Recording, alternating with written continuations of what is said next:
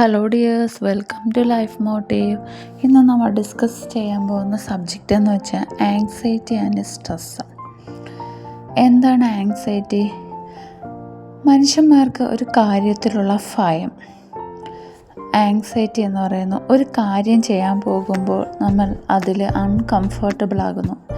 എല്ലാവരിലും എന്തെങ്കിലുമൊക്കെ tensions ഉള്ളവരായിരിക്കും. Tension free life എല്ലാവരും ആഗ്രഹിക്കുന്നുണ്ട്.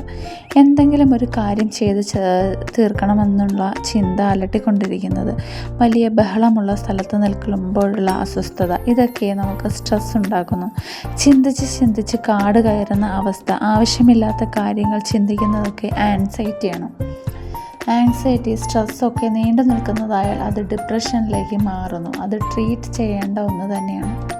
കുറച്ച് സ്ട്രെസ്സും ആങ്സൈറ്റിയും ഉള്ളത് നമുക്ക് കാര്യങ്ങൾ ചെയ്തു തീർക്കാൻ, നമ്മുടെ ലൈഫിൽ കുറേയേറെ ചേഞ്ചസ് ഒക്കെ വരുത്തിയാൽ നമുക്കിതിൽ നിന്നും രക്ഷപ്പെടാം. സ്ട്രെസ്സും ഡെയിലി നന്നായി വെള്ളം കുടിക്കുക, ടെൻഷൻ ഉണ്ടാകുന്ന കാര്യങ്ങൾ ഇരിക്കുന്ന സ്ഥലത്ത് നിന്ന് എണീറ്റ് മുന്നോട്ടേക്ക് നടക്കുക, നല്ല കാര്യങ്ങൾ ചിന്തിക്കുക, നേച്ചറുമായി അടുത്തിടപഴകുക, ഹെൽത്തി ആയിട്ടുള്ള ഫുഡ് കഴിക്കുക, നേച്ചറുമായി ഇരിക്കുക, ഇഷ്ടമുള്ള സ്ഥലത്തേക്ക് യാത്ര പോവുക. അങ്ങനെ നമ്മളെ തന്നെ കെയർ ചെയ്യുക. നമ്മുടെ മെൻ്റൽ ഹെൽത്ത് ഏറെ പ്രധാനമാണ്. നമ്മൾ തന്നെ നമ്മളെ കെയർ ചെയ്തിട്ടില്ല മറ്റാരും നമ്മളെ കെയർ ചെയ്യാൻ വരികയില്ല.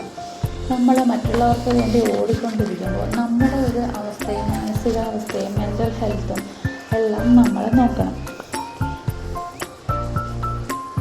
ആരും ഉണ്ടാവില്ല അവസാന സമയത്ത് നമ്മളെ തന്നെ നോക്കാതെ കെയർ ചെയ്യാതെ ഓടിക്കഴിഞ്ഞ് നമ്മുടെ മനസ്സിൽ വരുന്ന പ്രോബ്ലംസൊക്കെ ഒരു ബുക്കിലേക്ക് എഴുതി വയ്ക്കാം. എന്നിട്ട് അത് കീറിക്കളയാവുന്നതാണ്. അല്ലെങ്കിൽ നിങ്ങൾക്ക് വിശ്വസ്തയായ ഒരു ഫ്രണ്ടിനോട് തുറന്നു പറയാവുന്നതാണ്. നിങ്ങളുടെ മനസ്സിനുള്ള എല്ലാ വേവലാതികളും ഉത്കണ്ഠകളും എല്ലാം ഒരു സുഹൃത്തിനോട് തുറന്നു പറയാവുന്നതാണ്. ഇതിലൂടെയൊക്കെ നമുക്ക് ആങ്സൈറ്റി, സ്ട്രെസ്സും ഒക്കെ ഒഴിവാക്കാൻ സാധിക്കുന്നതാണ്.